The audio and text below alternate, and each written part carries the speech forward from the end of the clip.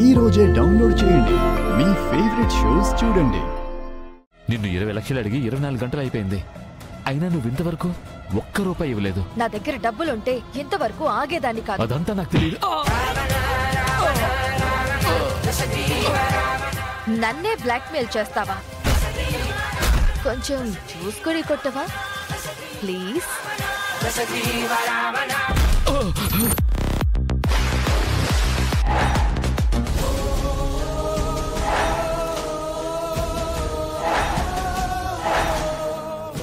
బిహారీ గారు, నా తదనంతరం మీ తదుపరి జీవితం మొదలవుతుంది. సహస్రమ్మతో సంతోషంగా ఉండండి.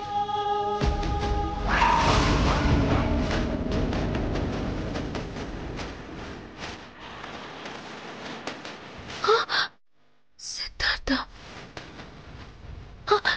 సిద్ధార్థ్,